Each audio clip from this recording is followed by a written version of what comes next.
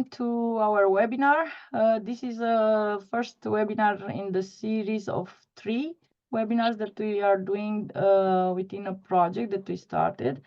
And our aim is to let everybody know what a green registry is and how it can be done and what we did to do such a tool. I will start sharing my screen now. So I would ask you to let me know if you can see my screen, like saying yes. Yes, yes. Okay, thank you. Today we are speaking about green registry tools, how you can make them, what technology you can use, but also very important, what is the context why we started to do this. And for this, I will speak a little bit about the life of a green space, because when we are looking at the green space, no matter what, if it's Versailles or Kiseleff or other green space, it has actually, in order to exist, has different stages in its life. So is the design phase, the first one, usually is very short. That depends on the dimension of the green space, but it's usually like 1 year, the most, or 2 for very complex projects. Then there is the implementation phase, and that's also not that long. It's usually 1-2 years. The most is like 10 years, or you are thinking in phases of intervention. But the maintenance part, it's actually the rest of the life in that of that green space. So if we are talking about Versailles, it's around 400 years. So we need something to help us take care of green spaces in this part of their life. We used to have gardeners, like Versailles gardeners, but that was like in a very small place. Versailles is not that small, but compared to Bucharest size, it is small. So when you have a lot of green spaces, you need somebody else or something else, not a man or a woman that is keeping in their mind whatever is going on in the green space. You need actually a tool, and this is actually the green registry tool, that's what we are trying to do in the Romanian context. I will say it here that we have a law, the green space law, saying that we need to do this type of tool. We need to have a green registry, and it's necessary to be an informational system, so it's not on paper, let's say, and it needs to be with quality and quantity indicators. So we need to know how many things we have, but how is their status, let's say.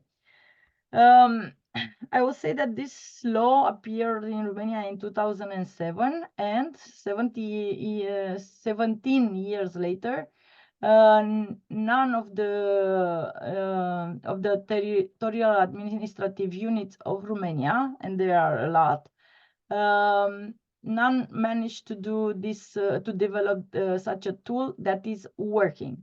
There are several attempts to do that, like in Bucharest, like this one, which was developed in 2011, but it's actually only a map where you can push some points and find something about the trees. But I will say here that the green registry doesn't stop only to trees, so we need to take into consideration other stuff also. Many of the public administrations in Romania are actually confused about what is going on with the green registry and what they need to do. And I will give you as an example here the fact that in the presentation of the project on the City Hall's website, they don't know if they should call it green cadastre or green register. That is also speaking about the understanding of the public administration on what needs to do actually. And I will also say that actually none of these terms refer to actually what the law is requiring.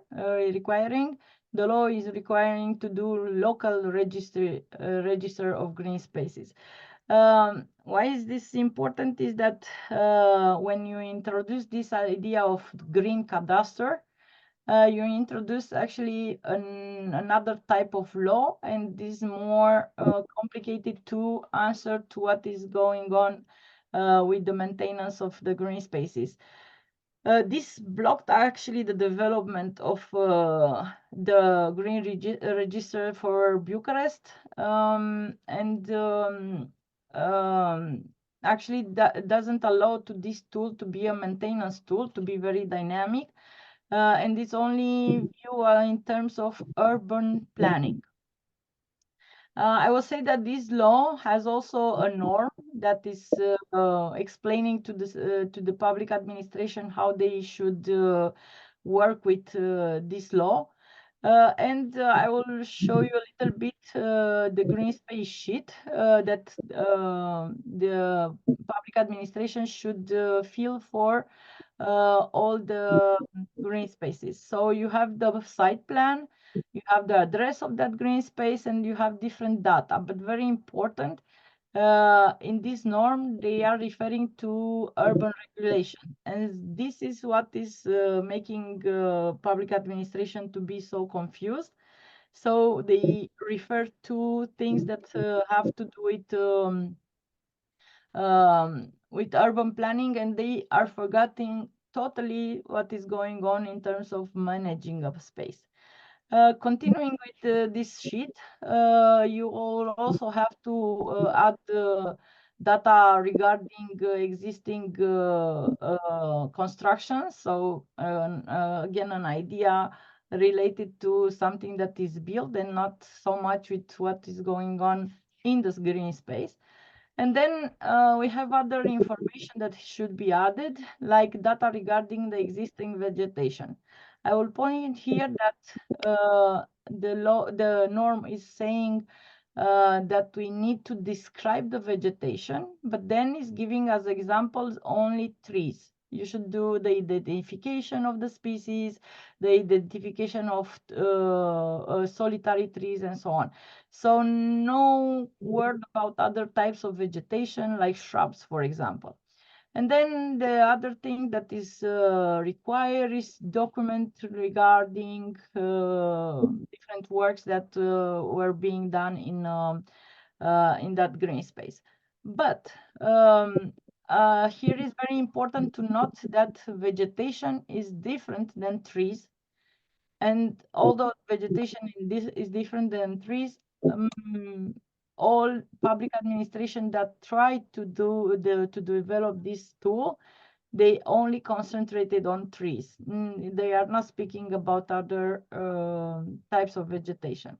And in terms of accuracy of the information, I will show you a little example regarding trees from the green registry.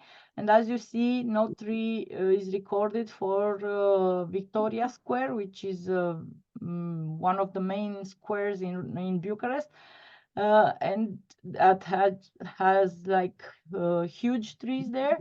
That you can see actually on Google Maps even in 2024, and those are not in the Green Registry. So this is speaking about the quality of the data that the Green Registry of Bucharest has already. And also an important thing, it's on the data that were gathered. For example, a thing that they gather about, an information that they gather about the trees is the useful length of the trunk. This is actually viewing the trees from the silviculture or the forestry point of view, because we don't really have at this point that many professionals that understand trees in urban environment, amenity trees, let's say. And we just look at the trees if we can use them as for their wood and not for their I don't know, ecosystem benefits, ecosystem services, and so on. So this is kind of like what is going on in the Green Registry in Bucharest. And I would also say that everybody, all administration that try to do this Green Registry, somehow are forgetting about this point 5, saying that you have to put in the Green Registry also the public infrastructure within the area, like water, sewage, electricity, gas, and transport. So we have no information in none of the Green Registry that were developed in Romania related to this aspect, like, for example, the irrigation system, which is a very important thing within the green space, and it needs to be maintained. So the public administration should have information on that. And I will say also that the norm and the law, it's a minimal thing that you can do. The law is not forbidding you to add other information. Like, for example, information about the amenities that the green space have, like garbage bin, because garbage bin need also to be maintained. They need a budget in order to be functional in the green space.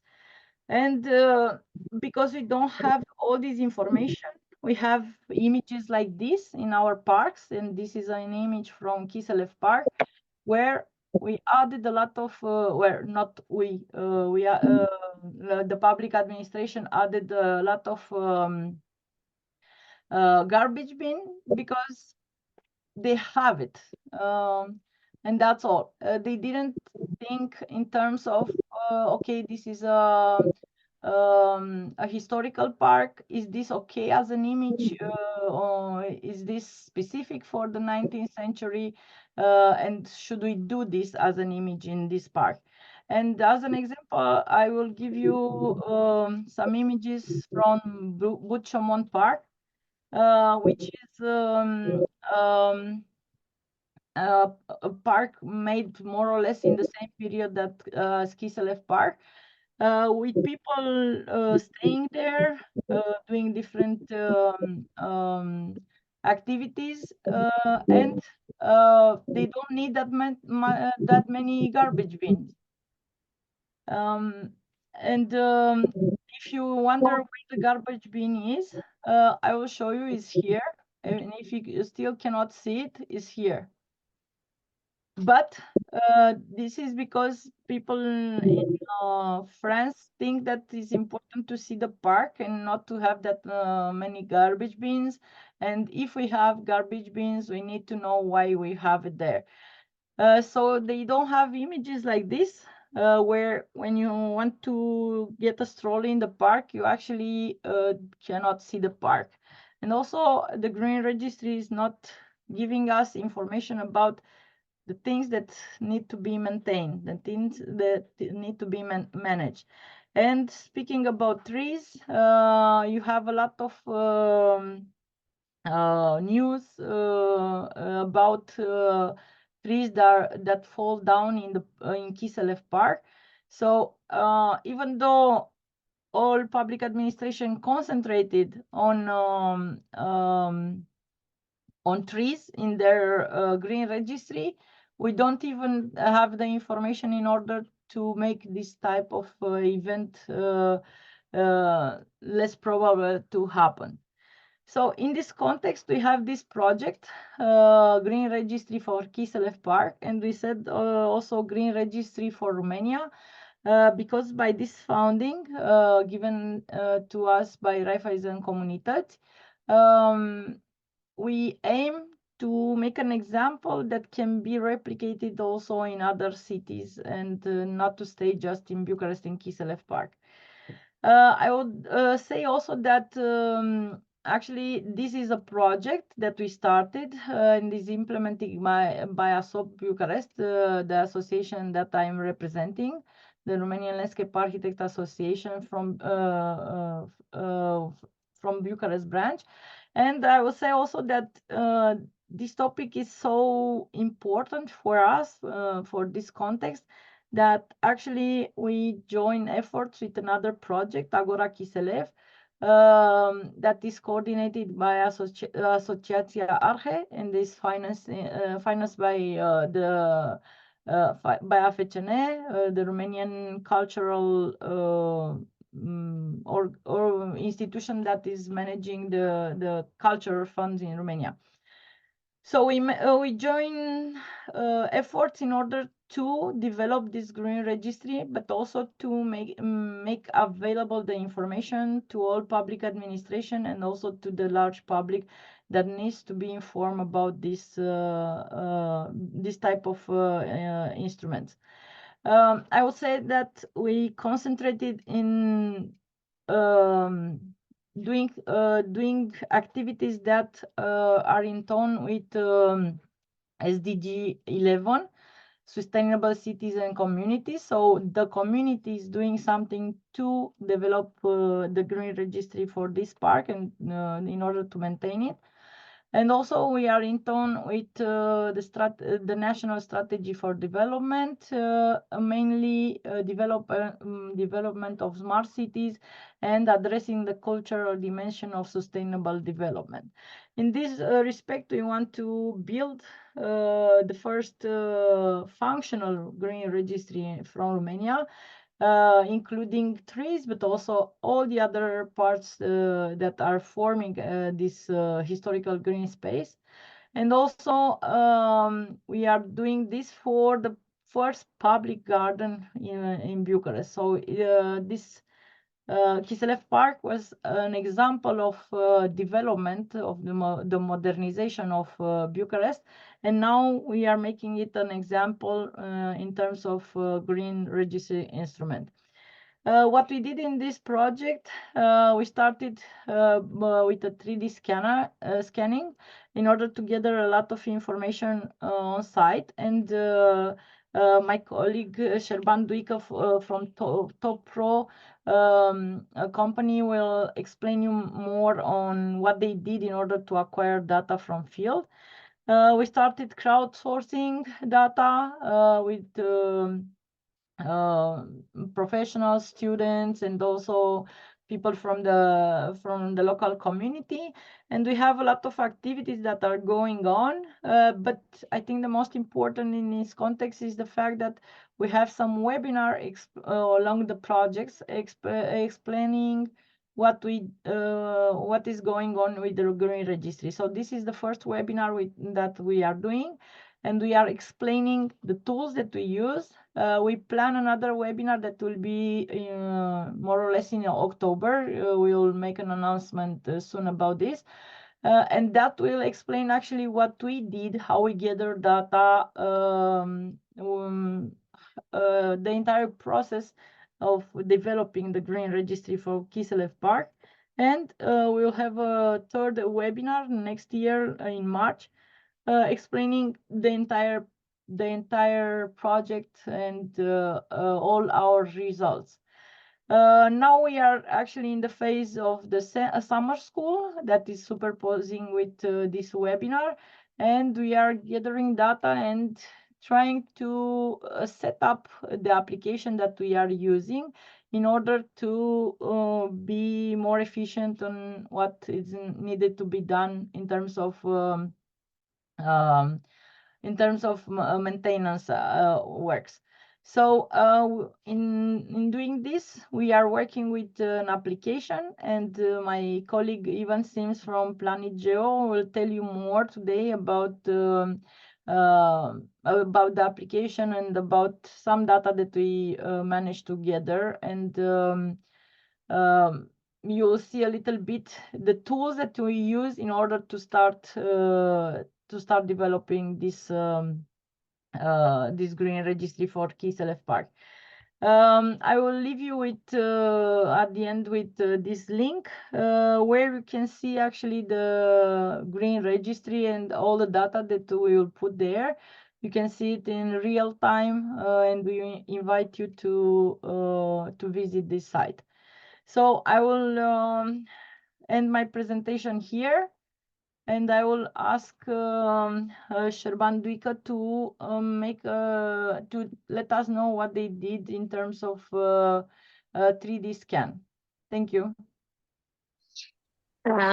Bună ziua tuturor! Înainte de a-l asculta pe Șerban, vreau să vă mulțumesc și eu din partea proiectului despre care ne-a spus Diana, cel cu finanțat de Administrația Fondului Cultural Național.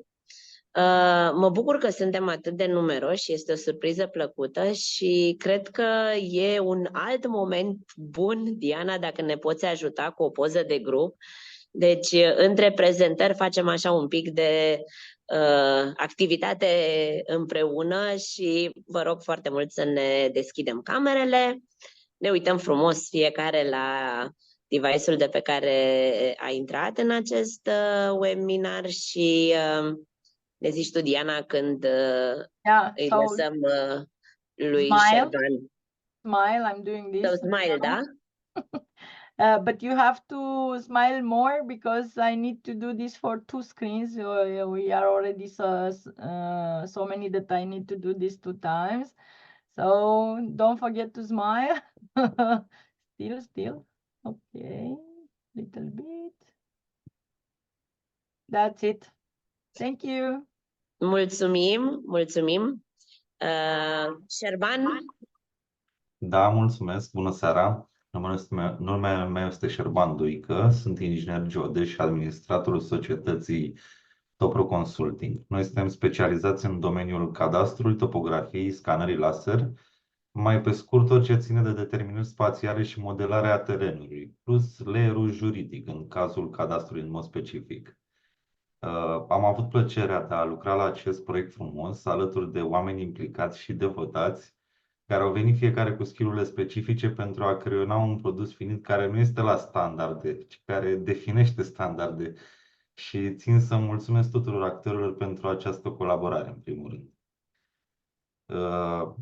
Revenind la partea tehnică și la părticica noastră de un proiect, noi am ales pentru realizarea layerului de informații spațiale utilizarea scanării laser, LiDAR SLAM, împreună cu metode și tehnici din topografia clasică pentru a constrânge norul de puncte obținut prin scanare în coordonatele Sistemului Național Stereografic 70.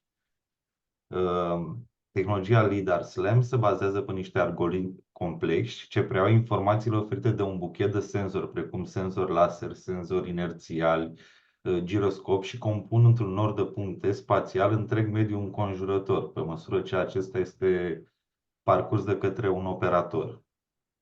Tehnologia asta se folosește cu succes în domeniu precum realizarea modelelor 3D a clădirilor cu valoare istorică, fiind un instrument foarte apreciat de către arhitecți sau proiectanți implicați în studiu, păstrarea și refacerea monumentelor istorice. Vorbim despre biserici, case, monumente istorice, castele, situri arheologice. Apoi, în zona mai modernă, realizarea de modele BIM pentru diferite construcții noi, modele 3D la instalații complexe, cum ar fi conducte de gaze, stații electrice, modele ale terenului pentru extragerea de informații precum volume de excavații sau săpături, măsurări și modelare 3D pentru tuneluri de cale ferată, pasaje rutiere, feroviare, metrou, exploatare minieră sau pentru urmărirea evoluției ariilor naturale. Și aici cumva ne legăm și noi cu proiectul nostru. Vorbim despre fațade stânci, evoluția arbori, defrișări. O să vă prezint așa pe scurt, să dau un share screen și o să vă prezint 2 secunde aparatul cu care am lucrat noi. Da, este un FJD Trion. Este portabil. Se poate utiliza ușor de către un operator. Și pe măsură ce operatorul se deplasează prin zona care necesită studiată, se generează în timp real norul de puncte. Nu știu cât de bine se vede. Cam așa arată un nor de puncte.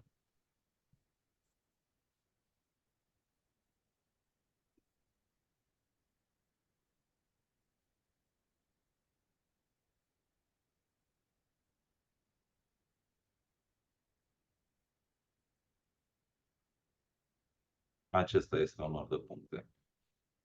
În cazul acesta e o clădire, o zonă urbană.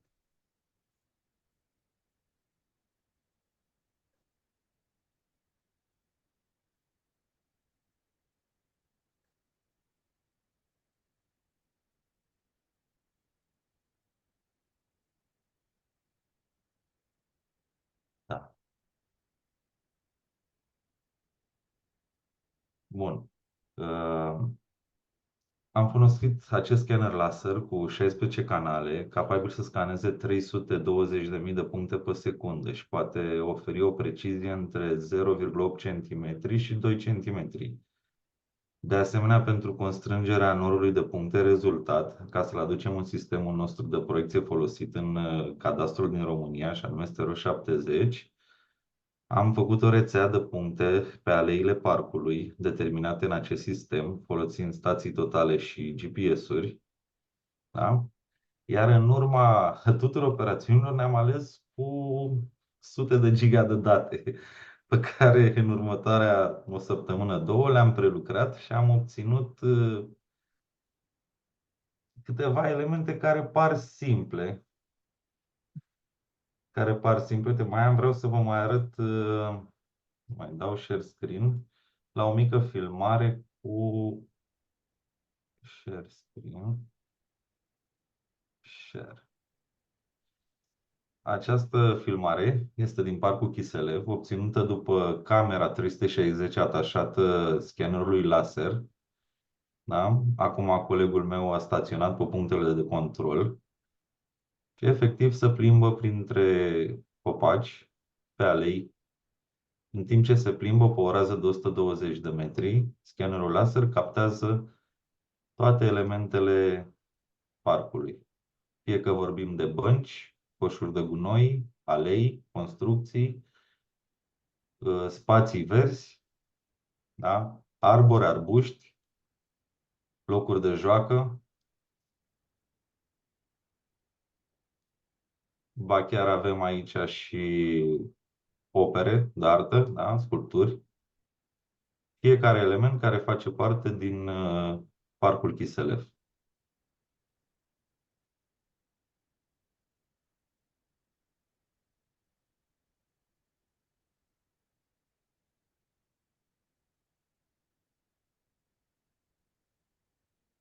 Și ajungem apoi, să vă mai arăt ceva, 2 secunde, screen. Da, acesta este un nor de puncte. Așa arată norul de puncte în interiorul parcului. Dacă sunteți atenți, puteți observa copacii și toate elementele formate din milioane de puncte. Acesta este doar o bucățică. Tot parcul a fost format din foarte multe bucățele de genul acesta, un fel de puzzle.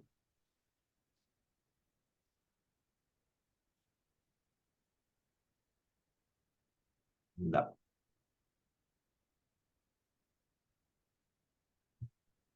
La finalul prelucrării, 2 secunde, nu mai durează mult. La finalul prelucrării am obținut acest plan 2D. Planul acesta 2D, deși pare destul de simplu, conține toate elementele înregistrate pe leere. Da? Avem rastel de biciclete, avem pubele, avem fiecare pom, da? Cu diametrul său, numărul pomului și diametrul său pe care l-am obținut în mod automat din program. Avem bănci, absolut toate elementele din parc. Sunt foarte multe puncte și un volum foarte mare de muncă care a fost, da, zonă de tufe de arbuști, spații de joacă. Absolut fiecare element este măsurat și categorisit pe leere și blocuri, astfel încât să poate fi introdus în programul folosit pentru generarea registrului spațiilor verzi.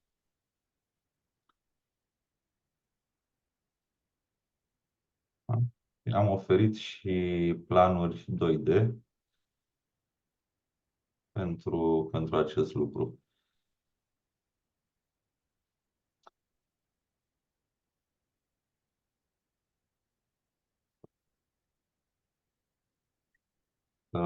Produsul final, v-am spus, este relativ simplu. Sunt planuri de situație scara 1:100 care combin toate aceste elemente și un raport cu poziția și coordonatele fiecărui arbore și DBH-ul. DBH-ul este diameter at breast height pentru fiecare arbore, grosimea copacului la înălțimea trunchiului. Greșesc sau zic bine? Da.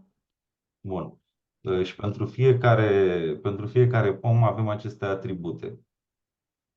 Alegerea tehnologiei LiDAR, chiar dacă poate părea inițial supracalificată pentru cerințele intrinsece ale unui proiect precum acesta, poate oferi pe lângă o acuratețe nemai întâlnită la alte metode și o bază de dezvoltare a unor proiecte viitoare, datorită faptului că reprezintă o înregistrare completă digitală tridimensională a spațiului la un anumit moment.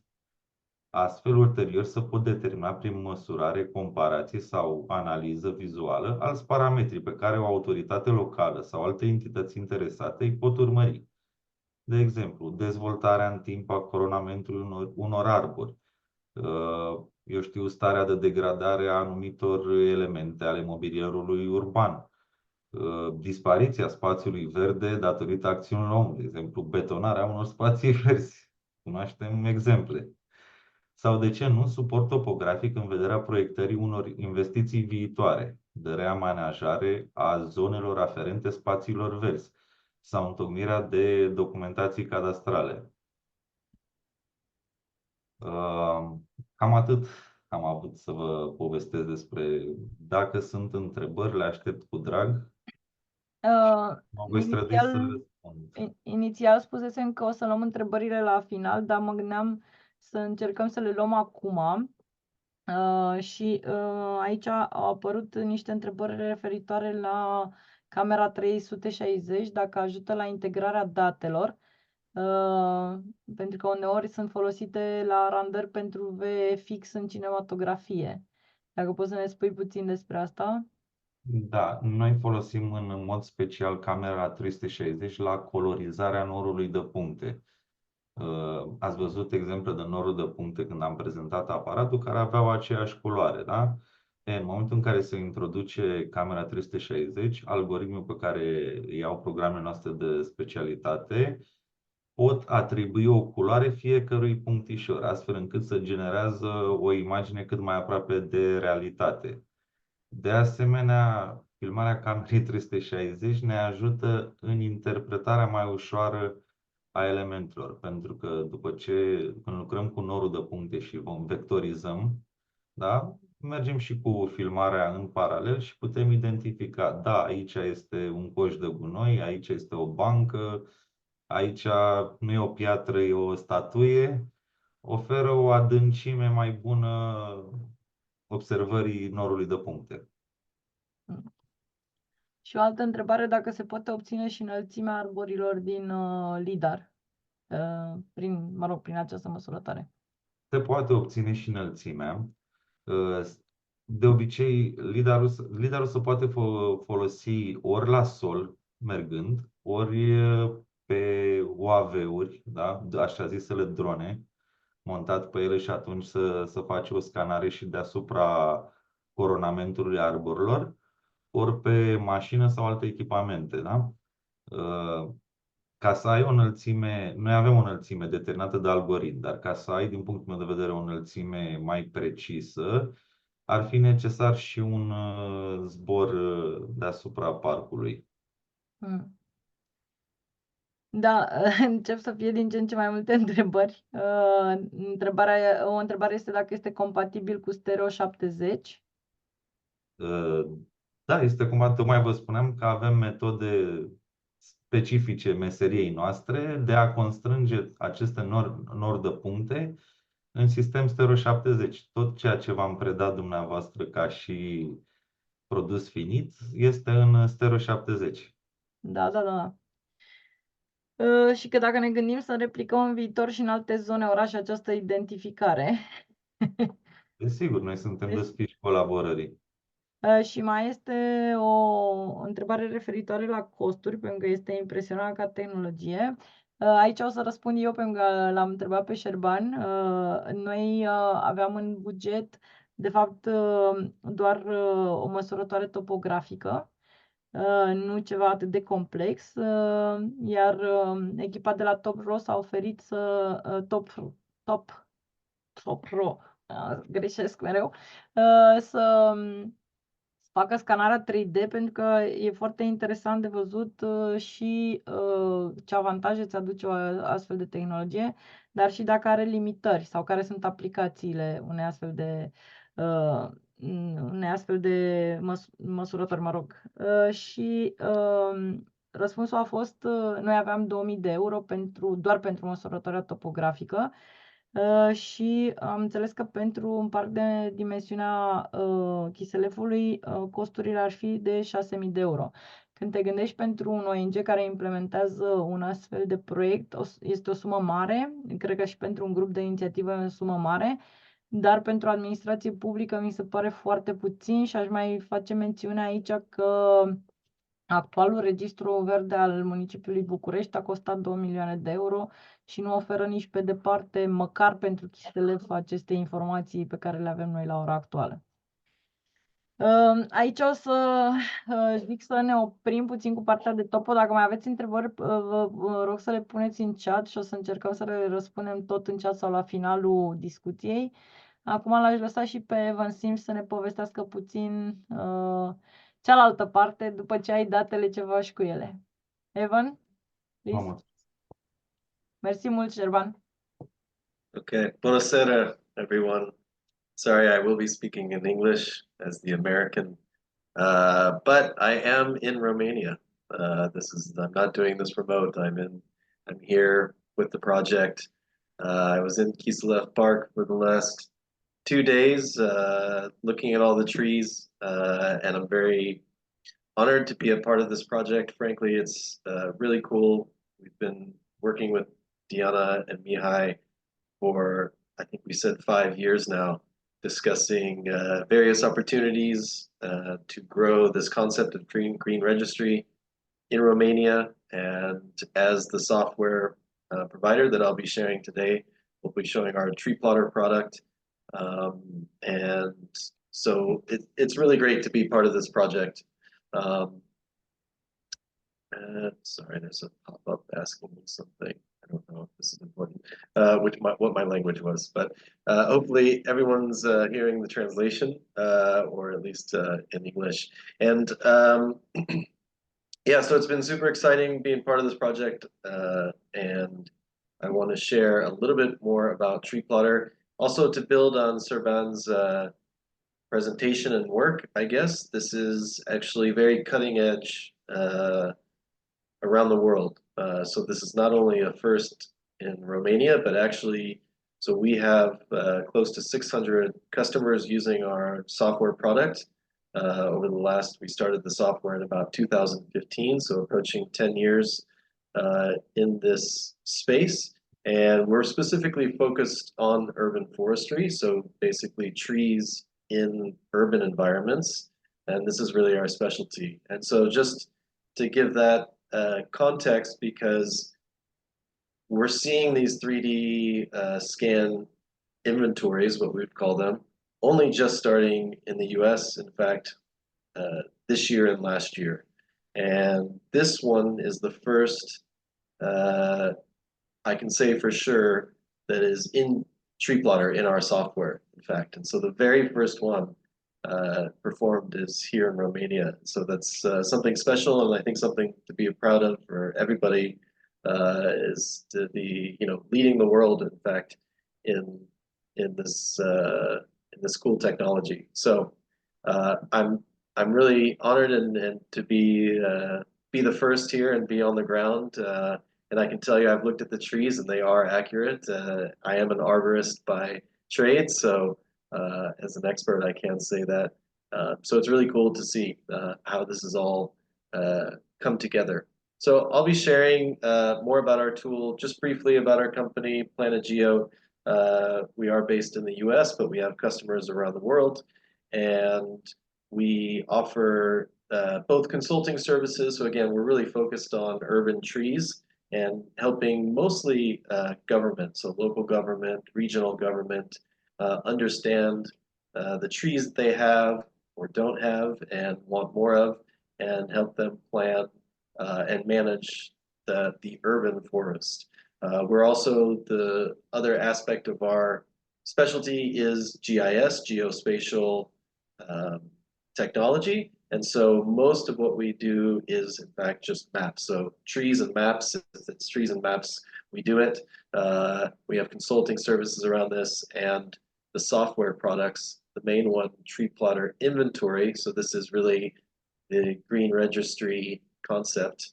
And then Tree Canopy, that takes actually not too unsimilar to Serban's concept, using LiDAR, measuring an entire city from the top down of all the tree canopy, the entire city, and we can help manage, we can help uncover where there are more or less trees, and in relation to things we care about, like perhaps underserved communities or heat, which is definitely one of the things that trees as a machine are best suited for, reducing heat in cities. So I will share my screen now and move a couple things around so I can see. Okay, so this is our tool that was mentioned, Tree Plotter. Diana gave the link or the QR code, and so this is actually the same thing, that if you go to that link or QR code, this is what I'm going to be demonstrating in the software. This is the actual app. So everything that most things that I'm doing, some things are behind a login, but by design, we put as many things as our customers are willing to put or are comfortable with public transparency in front of a login, so that the public can always come and see these tree maps and get more information about the trees that they may be interested in. So, if you play in this park or you attend this park and you're interested in some of the trees, the public can come in and get some information about these trees. So the app is web-based, so we're always looking at this through a web browser. It's also mobilely dynamic, so you can access this on any mobile device as well. There's no separate application. You're opening the web browser on your device and going here. And in fact, this is how mostly we use it in the field. Most of the students here were using Tree Plotter on their phone, so opening up this link on their phone and enriching the data from there. And so this is really, again, really important to be accessible. You can access this from anywhere, essentially, any device, as long as you have some connection to the internet, and you can poke around in the tool. So this is what we're looking at here. A couple other aspects of this particular app I just wanted to highlight. This is when you actually first come to the application, you'll see this, what we kind of call the landing page. And I wanted to touch on the ecosystem benefits. This is definitely one of the most popular tools that we have in our application.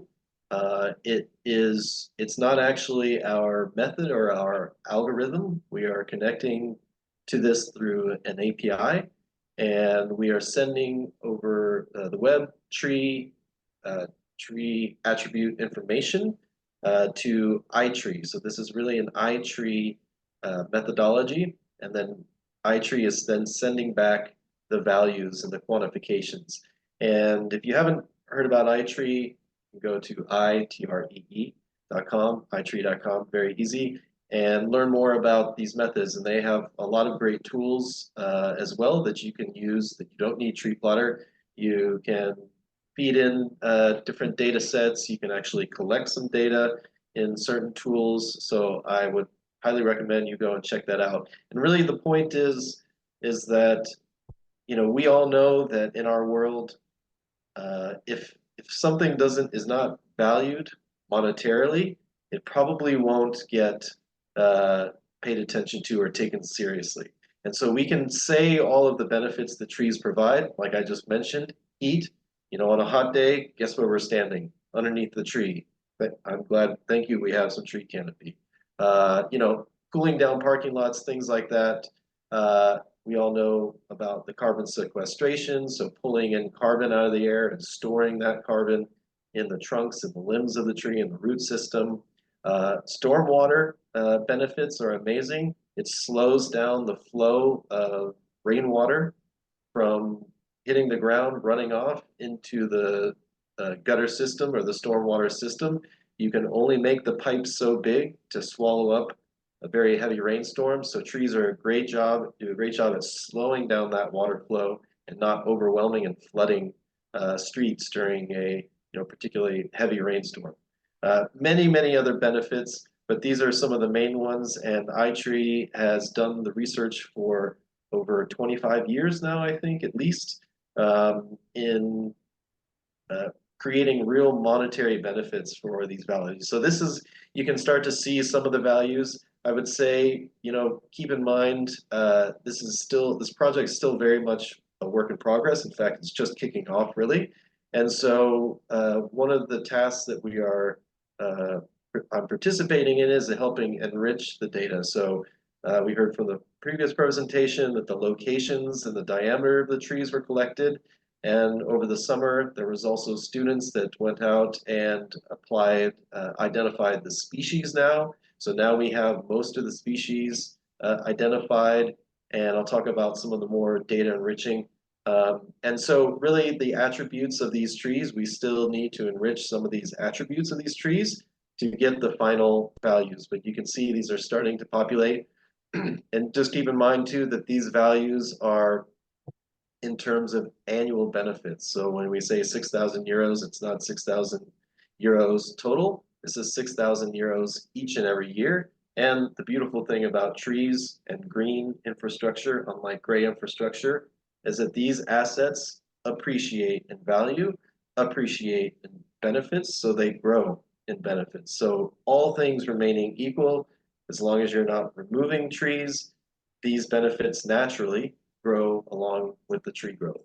So something very important and is used to all kinds of education and awareness about the value and benefits of trees, and ultimately is very good also at convincing government decision makers, providing them with information about the return on their investment of spending money on taking care of trees and ensuring that the canopy is growing and not shrinking. And so these are real values that we can use. This is a internationally accepted method. It's vetted, used heavily in the US, and now more and more in Europe and throughout the world. So it's something that you can absolutely depend on, again, with the amount of research and that's gone into this tool. So I'll move on to back into Tree Plotter here. And we can see a couple things here. Tree Plotter is not only the retainer of information, but in fact, you can also collect data directly in the tool. So in this case, the locations were mapped through the 3D scans. But as we go on and as we plant new trees, hopefully, in some of these areas that need to be planted, we can also simply add trees to the inventory itself. And so, sorry, just log in here so that I can see some of the other tools. And so quite simply, if I walk up to this park, I can, you can imagine that if this is on my phone now, I can walk up to this area. I can find my location here. It's going to send me down the street to my hotel, so I won't use that. But if you use this button, it will locate you on the map, and then you can orient yourself from there. You can just add a tree point. So if we're planting a tree, just as simple as that, and then all of the tree attributes pop up. And so this is all the information that you can collect from a tree. This is completely customizable. Our customers have all different kinds of information that they're collecting. Some collect a little bit, some collect a tremendous amount of information. And this is part of, shows you what we are enhancing in this data, enriching the data, adding more and more attributes to this as part of this project.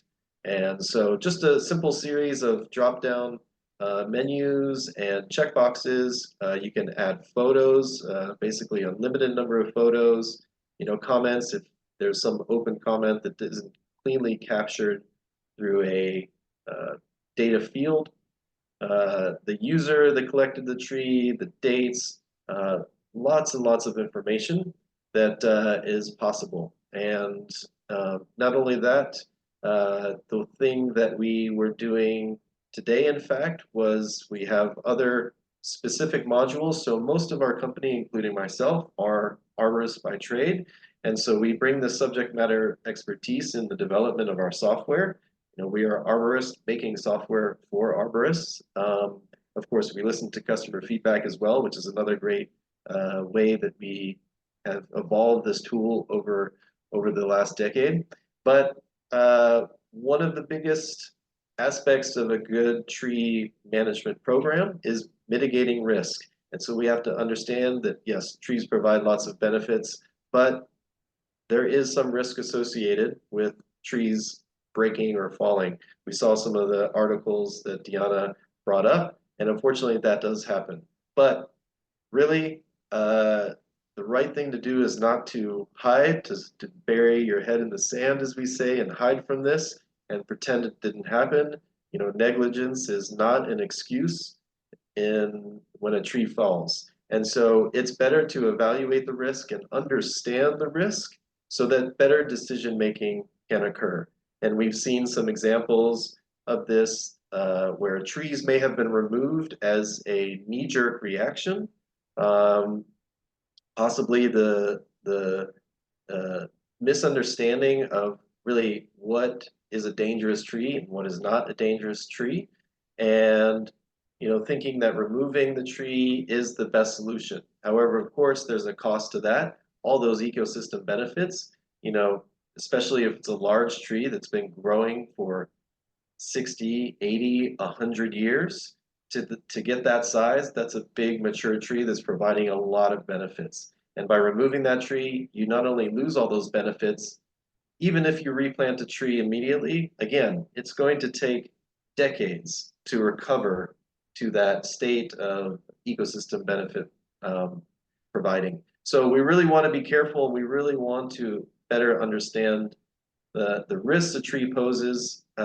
Usually this is done by an expert, an arborist, a certified arborist, or even a qualified arborist to really do this risk assessment, who has lots of experience and training.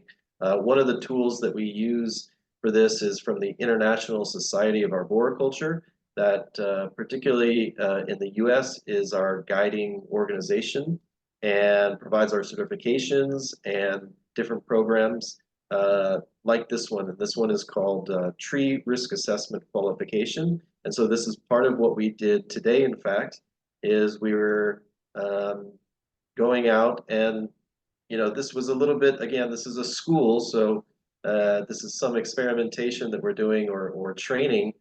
This is not expert risk assessments that we did, but we allowed the students to use this methodology and to determine risk. And so you will rate just a few things on the tree, and then it will automatically determine the risk based on the methodology that we have built in the background, and you can get risk values to populate.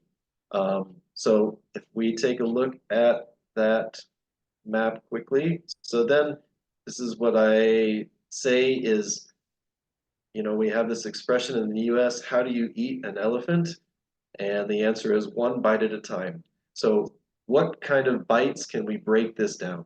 And so this is quickly what we did here, that we looked at these trees. We also looked at, we measured the largest trees. And so you can just see a sample of those. So if I just quickly filter to what we've also deemed, and we pull a project where we've deemed some of these as heritage trees, basically large trees or trees that are of cultural significance. And we've gone through, and now we have a map of most of the heritage trees. We have more to map, but now we have risk ratings. Again, these are not done by experts. This is a teaching moment, a test. So it's not data to be dependent on. But what our goal was really is to identify trees that maybe we say more of a question mark, and something that maybe should be looked at by an expert arborist. So we had some training today, and I deputized the students to go out and perform some of the risk ratings. And so we had a couple trees that came up moderate, and in fact, one is high.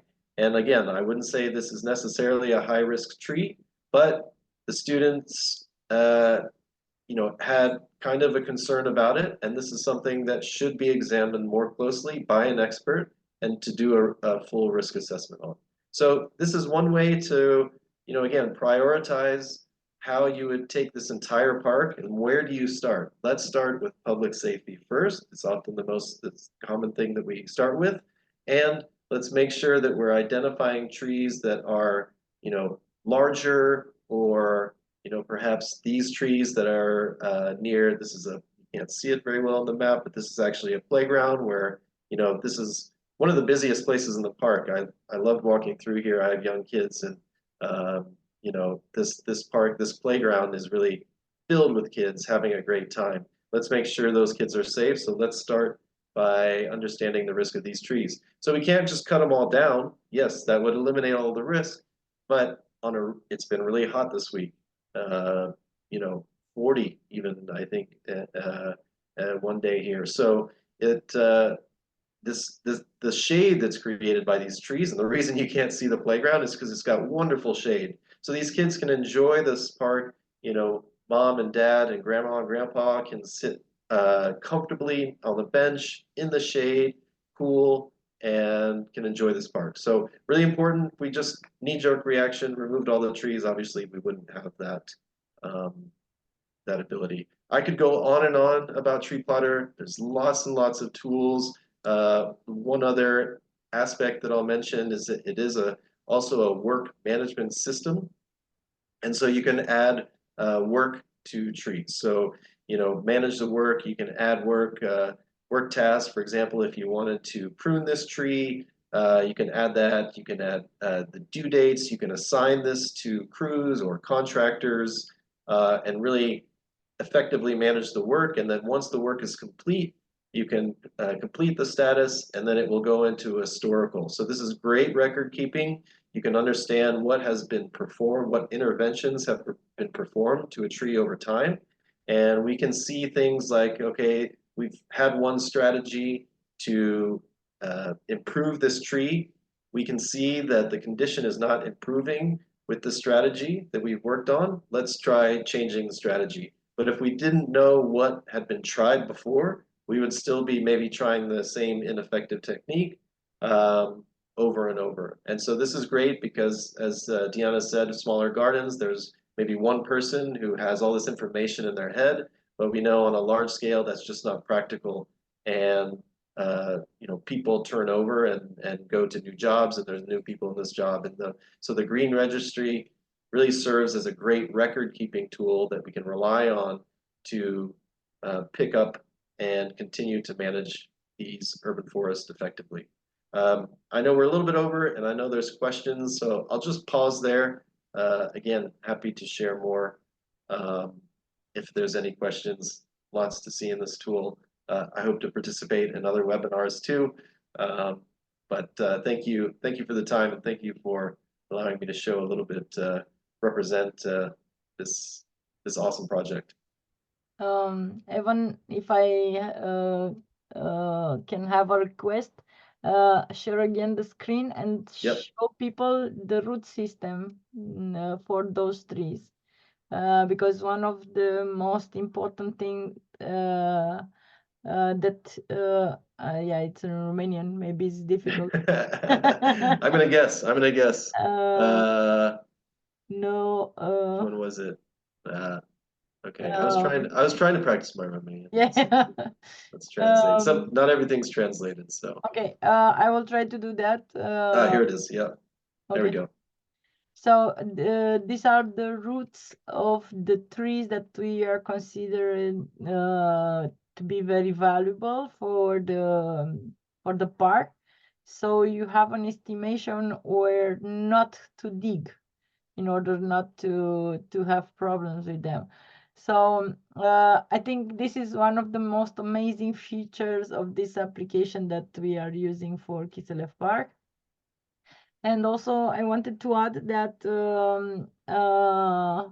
we in NASOP, we use this application before, but only with the layer for the trees. And now we added the other layers that I talk about, like amenities, such as irrigation and light poles and everything. And why it's important is that working with it, we managed to translate it. So it's in Romania right now, and it's only a problem for you. And also that the list of species is adapted to the Romanian flora, I would say, which are very important because it's not like an international list and just use it there. We managed to do it very specific for Romania. So this is kind of what I wanted to say. If you have questions, please add them in the chat. I think there was a lot of information, but just to say it again, this is only the first webinar. We'll have at least two other webinars that we proposed in this project. And the next one will be with all that we discovered gathering data from Kiseleff Park. So not only about the tools, also about what the tools are doing. I cannot see any questions for you, but I think it's a little bit scary when you see so much information, when in the Green Registry of Bucharest you only have points that you have to struggle to push. And for everybody's information, most of the trees have 6 meters high there. Yeah, Alina, please. Da, aș vrea și eu să vă mulțumesc de fapt tuturor. Ați avut niște prezentări așa care cred că ne dau mult de gândit și pentru că suntem spre finalul evenimentului, îmi doresc să anunț cumva în premieră, după ce vom termina acest webinar, cred că ajunge și în social media, faptul că sâmbătă vă puteți întâlni cu noi. Toți oamenii pe care i-ați văzut aici, bine, Șerban mai puțin, nu știu, dacă vii la București, te așteptăm cu drag în parc. Avem toată ziua deschisă către comunitate, către cei care poate nu au avut aproape 2 săptămâni la dispoziție să le petreacă împreună în acest workshop interdisciplinar. Dar sâmbătă, începând cu ora 9:30, avem o serie de evenimente pregătite, prezentarea publică a rezultatelor, putem să stăm de vorbă, ne veți cunoaște, puteți să vedeți copiii care se joacă în parc, despre care ne-a vorbit Evan, și seara de la ora 18 avem chiar și un concert de pian oferit în cadrul proiectului cultural despre care v-am spus că ne ocupăm noi, cei de la Asociația Arhe.